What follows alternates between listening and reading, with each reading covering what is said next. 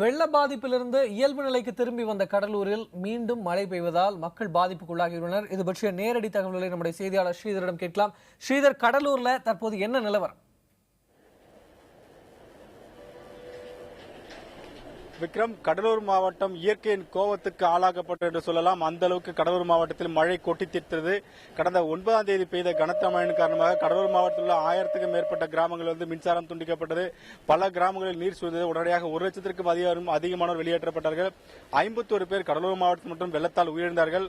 மாவட்டத்தில் 5096 குடிசை வீடுகள் இடிந்து போனது. இதனால் மாவட்டம் முழுவதும் தொடர்ந்து அவர்கள் வெளியேற்றப்பட்டு பல இடங்களில் தங்க வைக்கப்பட்டு ஒரு வேலைக்கு 1 லட்சம் ரூபாய் 1 லட்சம் நபர்களுக்கு உணவு அளிக்கப்பட்டு வந்தது. தொடர்ந்து அங்கே 6 அமைச்சர்கள் ஓ பன்னீர்செல்வம், நத்தம் விஸ்வநாதன், உதயகுமார், வைத்திலிங்கம், ஜெயபால், MC சம்பத் உள்ளிட்ட 6 அமைச்சர்கள் இங்கேயே முகாமிட்டு 10 IAS அதிகாரிகள் நிவாரணப் பணிகளை மீட்பு பணிகளை மேற்கொண்டு வந்தார்கள். அவர்கள் கடந்த வெள்ளிக்கிழமை மீண்டும் திரும்பினார்கள். இந்நிலையில் மீண்டும் கொட்டி தீர்த்த மழைதான் தற்போது நீங்கள் பார்த்துக் கொண்டீர்கள். தற்போது நான் நின்று கொண்டிருக்கும் கடலூர் சிதம்பரம் சாலை. இந்த கடலூர் சிதம்பரம் சாலையில் வெள்ளம் பெருக்கெடுத்து விடுகிறது. நேற்றோடு தற்போது தண்ணீர் குறைந்த நிலையில் இருந்தாலும் வாகனங்கள் செல்ல முடியாத அளவில் உள்ளது. இந்த சாலையே இந்த அளவு உள்ள போது உள்புறம் உள்ள குட்டை தெருவு, பீமா நகர், ராம் நகர் உள்ளிட்ட பல பகுதிகள் கிட்டத்தட்ட 5000க்கும் மேற்பட்ட வீடுகள் தற்போது தண்ணீரில் சூழ்ந்தது. குறிப்பாக நேற்று இரவு நாம் பீமா நகர் பகுதியில் சென்றிருந்தோம். அங்கு 500க்கும் மேற்பட்ட குடும்பங்கள் தண்ணீரில் சிக்கி தவித்தது. இது சம்பந்தமாக உடனடியாக மாவட்ட நிர்வாகத்துக்கு தகவல் தெரிவித்தோம். மாவட்ட நிர்வாகம் உடனடியாக நடவடிக்கை எடுப்பதாகவும் உடனடியாக சம்பவ இடத்திற்கு வந்தார்கள். குறிப்பாக கடலூர் மாவட்ட SP விஜயகுமார் சம்பவ இடத்துக்கு நம்முடன் உடனடியாக உள்ளே சென்று குழந்தைகளை மீட்டார்கள், மூதாட்டிகளை மீட்டார்கள். அது மட்டும் இல்லாமல் உடனடியாக மாவட்ட ஆட்சியர் சுரேஷ்குமார், சிறப்பு அதிகாரி ககன்தீப் பேடி அனைவருமே சம்பவ இடத்துக்கு தீயணைப்புத்துறை, வருவாய்த்துறை என அனைத்து துறையும் உடனடியாக சம்பவ இடத்துக்கு வரைத்து வர மின் இணைப்பு பல இடங்களில் துண்டிக்கப்பட்டிருந்தாலும் அவர்கள் அதை பற்றி கவலைப்படாமல் உடனடியாக அங்கிருக்கும் மூதாட்டிகளையும் குழந்தைகளையும் காப்பாற்ற முயற்சி ஈடுபட்டார். அதை நாம் நேரடியாக பதிவு செய்திருந்தோம். அங்கிருக்கும் மூதாட்டிகளையும் குழந்தைகளையும் காப்பாற்ற முயற்சி ஈடுபட்டார். அதை நாம் நேரடியாக பதிவு செய்திருந்தோம். அங்கே சென்ற பிறகு பலர் உயிருக்கு பயந்து மூதாட்டிகளை அங்கே விட்டு சென்று விட்டதாக தகவல் கிடைத்தது. ஆனால் மாவட்ட SP விஜயகுமார் அந்த மூதாட்டிகளை அவரே தன் கையாளுக்கு ஒரு தாய் போல அழைத்து வந்தார். அதேபோல் மாவட்டம் முழுவதும் பல இடங்களில் நடவடிக்கை எடுக்கும் மாவட்ட நிர்வாகம் உத்தரவிட்டதை ஏற்கனவே மாவட்ட நிர்வாகம் தெரிவித்தது. கடலூர் மாவட்டத்தில் கனமழை பெய்யும், எனவே தாழ்வான பகுதியில் இருப்பவர்கள் முகாமிகள் தங்கலாம், அதற்கான தேவையான உணவு ஏற்பாடு செய்யப்பட்டது, குடிநீர் ஏற்பாடு செய்யப்பட்டது என்று அறிவித்திருந்தது. இருந்தபோதும் பெரும்பாலானவர் வெளியேறப்படாத காரணத்தினால் இந்த பாதிப்பு நேற்று மிகப்பெரிய பாதிப்பாக இருந்தது. பீமா நகர் பகுதி, குட்டத்தெரு உள்ளிட்ட பகுதியில் 5000க்கும் கடலூர் நகர பகுதியில் மட்டும் 5000க்கும் மேற்பட்ட வீடுகள் தண்ணீர் சூழ்ந்ததினால் மிகப்பெரிய ஒரு பாதிப்பும் உயிரிழப்பும் ஏற்படும் அபாயம் இருந்தது. இது சம்பந்தமாக மாவட்ட நிர்வாக தகவல் தெரிவித்தோம். மாவட்ட நிர்வாகம் உடனடியாக தீயணைப்புத்துறை மூலமாக நடவடிக்கை மேற்கொண்டது. சம்பவ இடத்திற்கு நேரிலே அவர்கள் படகில் அங்கு சென்று குழந்தைகளையும் மூதாட்டிகளையும் காப்பாற்றி தற்போது முகாம்களில் தங்க வைக்கப்பட்டு உணவு கொடுக்கப்பட்டது. மாவட்டம் முழுவதும் இதேபோல் நிலைதான் உள்ளது. குறிப்பாக நகரப்பகுதியே இந்த போல் நிலை உள்ளதால் பல இடங்களில் தற்போது போக்குவரத்து என்பது ஸ்தம்பித்திருக்கிறது. குறிப்பாக மருத்துவமனைக்கு கொண்டு செல்ல முடியாத நிலை கூட உள்ளது. பல இடங்களில் 108 ஆம்புலன்ஸ்கள் செல்ல முடியாதனால் பல இடங்களில் தற்போது உடனடியாக கொண்டு செல்ல முடியாத நிலை உள்ளது. இதனால் நோயாளிகள் மிகப்பெரிய பாதிப்புள்ளார்கள். மாவட்டம் முழுவதும் இந்த அளவு பாதிப்பு இருப்பதால் இன்று பள்ளி கல்லூரிக்கு விடுமுறை விடப்பட்டது. மாவட்டம் முழுவதும் தேவையான அனைத்து வசதிகளும் செய்து தருவதாகவும் மாவட்ட நிர்வாகம் அறிவித்த போதும் இயற்கையின் இந்த கோபத்திலிருந்து மீள்வது என்பது இயலாத ஒரு காரியமாகிறது. நேற்று பெய்த மழையே இன்னும் தண்ணீர் அங்கே தேங்கி இருப்பதால் இங்கே இந்த குட்டத்தெரு பகுதி, பீமாநகர் பகுதியில் மட்டும் கிட்டத்தட்ட 1000 வீடுகள் தண்ணீரிலே மூழ்கி இருக்கிறது. அவர்கள் அனைவருமே இன்று காலை அமைச்சரை சந்தித்து தொடர்ந்து இதுபோல் நடைபெறுகிறது, உடனடியாக நடவடிக்கை எடுக்க வேண்டும், நடவடிக்கை எடுக்கப்படாத காரணத்தால் தான் இதுபோல் பிரச்சனை இருக்கிறது. நீண்டகால திட்டமாக சாலங்கள் சரியாக தூர்வாரப்பட வேண்டும், தேவையான வழிகளை ஏற்படுத்த வேண்டும். குறிப்பாக நீர்வழி தடங்கள் பல இடங்களில் ஆக்கிரமிக்கப்பட்டது, நீர் ஆதாரம் உள்ள குட்டை குளங்கள் ஆக்கிரமிக்கப்பட்டது. எனவே அனைத்துமே சரி செய்ய வேண்டும். நீர்வழி தடங்கள் ஆக்கிரமிக்கப்பட்டதால் சாலைகள் தண்ணீர் வருகிறது, நீர்நிலைகள் ஆக்கிரமிக்கப்பட்டதால் தற்போது வீடுகளில் தண்ணீர் புகுந்து விடுகிறது.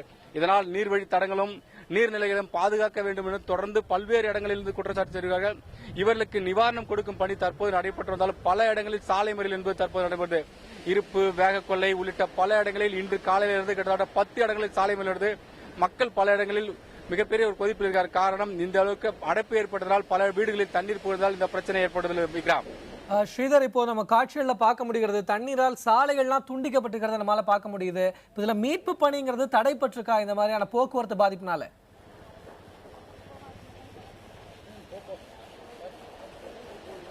விக்ரம், கடலூர் மாவட்டத்தில் கடந்த 9ஆம் தேதி பெய்த மழை போல் தற்போது மழை மீண்டும் பெரிய அளவில் மழை பெய்தது. நகரப்பகுதியில் அதிக பாதிப்புள்ளது. குறிப்பாக கடலோர பகுதியிலான பரங்கிப்பேட்டை, சிதம்பரம், கடலூர் உட்பட்ட வங்கக்கடலை ஒட்டியுள்ள இந்த பகுதியில் அதிக மழையின் காரணமாக தற்போது பல இடங்களில் தண்ணீர் தேங்கி இருக்கிறது. இதனால் மக்கள் வெளியேற முடியாதுள்ளார்கள். நேற்று இரவு முதல் மக்கள் தவித்து வருகிறார்கள். மாவட்ட நிர்வாகம் முன்னெச்சரிக்கை நடவடிக்கையாக பல்வேறு நடவடிக்கை எடுத்து தாழ்வான பகுதியிலிருந்து வெளியேற வேண்டும் என கேட்டுக்கொண்ட அடிப்படையில் பலர் வெளியேறினாலும் ஒரு சிலர் ஒரு நம்பிக்கையின் அடிப்படையில் வீடுகளே தஞ்சமடைந்தார்கள். ஆனால் அந்த வீடுகளில் தண்ணீர் புகுந்தது. அதை தான் நாம் தெரிவித்திருந்தோம் மாவட்ட நிர்வாகத்திற்கு. உடனடியாக மாவட்ட நிர்வாகம் படகு மூலமாக அவர் மீட்கும் முயற்சியில் ஈடுபட்டார்கள். குழந்தைகள், முன்னாட்டிகள் என அனைவருமே மீட்கப்பட்டார்கள். கிட்டத்தட்ட 200க்கும் மேற்பட்டோர் மீட்கப்பட்டு பாதுகாப்பு நிலையில் வைக்கப்பட்டார்கள். இருந்தபோதும் மாவட்டத்தில் மீண்டும் மழை வந்தால் இதே நிலைதான் தொடரும் என்று ஒரு அபாயம் உள்ளது. மாவட்டத்தில் உள்ள குறிப்பான எடிலமாறு, தென்பெண்ணையாறு, வெள்ளாறு, மணிமுத்தாறு என அனைத்து ஆறுகளிலும் தற்போது வெள்ளம் கரைபட்டு ஓடுகிறது. அந்த பகுதியில் இருக்கும் மக்கள், தாழ்வான பகுதி மக்கள் பாதுகாப்பாக இருக்க வேண்டும் என மாவட்ட ஆட்சியர் உத்தரவிட்டிருக்கிறார். மாவட்டத்தில் குறிப்பாக இதுபோல் சாலைகள் தண்ணீர் பெருக்கெடுத்து ஓடுவதால் 2 சக்கர வாகனத்தில் செல்ல வேண்டாம். 2 சக்கர வாகனத்தில் சென்றால் பாதுகாப்பு இருக்காது. எனவே 2 சக்கர வாகனத்தில் செல்பவர்களே தடை செய்ய வேண்டும் என நேற்று இரவு முதலே பல பகுதிகளில் 2 சக்கர வாகனத்தில் செல்லக்கூடாது என அறிவுறுத்திருக்கிறார் மாவட்ட ஆட்சியர். இதை நேரடியாக நீங்கள் பார்க்கலாம். தற்போது 3 பேர் வந்து கொண்டிருக்கிறார்கள். அவர்கள் அனைவருமே வாகனத்தை நிறுத்திவிட்டு தள்ளி கொண்டுதான் வருகிறார்கள். இதேபோல் தண்ணீரில் சிக்கி தவிக்கும் பல இடங்கள் நம்மால் காண முடிகிறது.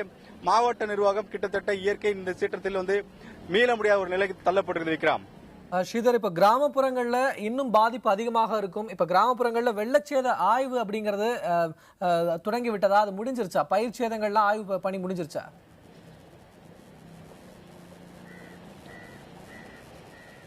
நிச்சயமா விக்ரம், கடலூர் மாவட்டத்தில் 671 கிராமங்களில் மிகப்பெரிய ஒரு பாதிப்பு ஏற்பட்டது. குறிப்பாக நெல், சோளம், பருத்தி, வாழை உள்ளிட்ட பல பயிர்கள் பாதிக்கப்பட்டது. அதை கணக்கெடுக்க பணி நடைபெற்று வருகிறது. அதேபோல் வீடுகள் இடிந்த பலர் இருக்கிறார்கள். அவர்களுக்கு நிவாரணம் கொடுக்கப்பட்டு வருது. அதாவது 4100 ரூபாய் பகுதியாக வீடு இருந்திருக்க 4100 ரூபாய், முழுமையாக வீடு இருந்தவர்களுக்கு 5000 ரூபாய் கொடுக்கப்பட்டது. ஆனால் அந்த 5000 ரூபாய் வைத்து வீடுகள் கட்ட முடியாது என்ற ஒரு தகவலை கிராமப்புற மக்கள் தெரிவித்தார்கள். குறிப்பாக ஒரு வீடு கட்டுவது என்றால் குறைந்தது கழி மட்டும் 10,000 ரூபாய்க்கு வாங்க வேண்டும். அதற்கு கூலி வைத்த வேண்டும். இப்படி பல பிரச்சனைகள் இருக்குது. குறைந்தது ஒரு 30,000 50,000 கொடுத்தால் தான் வீடு கட்ட முடியும் என்ற ஒரு தகவலை தெரிவித்தார்கள். இதனால் 5000 ரூபாய் வைத்து எதுவுமே பண்ண முடியாத ஒரு குற்றச்சாட்டை வைத்திருக்கிறார்கள். அரசு இதில் கவனம் செலுத்த வேண்டும் என வேண்டுகோள் வைத்திருக்கிறார்கள். அதேபோல் பத்திரக்கோட்டை பகுதியில் கொடுக்கப்பட்ட செல்லாத நோட்டுகளை மீண்டும் திரும்ப பெற்று மீண்டும் அவர்களுக்கு சரியான பணத்தை கொடுக்க வேண்டும் என வேண்டுகோள் வைக்கப்பட்டது. மாவட்டம் முழுவதும் பல்வேறு பிரச்சனைகள் உள்ளதால் மாவட்டம் முற்றிலுமாக ஸ்தம்பித்து போகிறது. மாவட்டத்தில் உள்ள மக்கள் பெரும்பாலும் அச்சத்தில் தான் உள்ளார்கள். 2004ஆம் ஆண்டு ஏற்பட்ட சுனாமி, டிசம்பர் மாதம் ஏற்பட்ட சுனாமி, 2011ஆம் ஆண்டு ஏற்பட்ட தானே புயல், தற்போது மீண்டும் வெள்ளம். இப்படி மாவட்டத்தில் அடிக்கடி இயற்கை இழப்பானால் மக்கள் மிகப்பெரிய ஒரு அச்சத்தில் உள்ளார்கள். மாவட்டம் முழுவதும் உள்ள நீர்நிலைகளை தூர்வார வேண்டும். இதுபோல் தண்ணீர் புகாத அளவுக்கு நீர்நிலைகளையும் நீர்வழி தடங்களையும் சரி செய்ய வேண்டும் என வேண்டுகோள் வைத்திருக்கிறார்கள். விக்ரம்.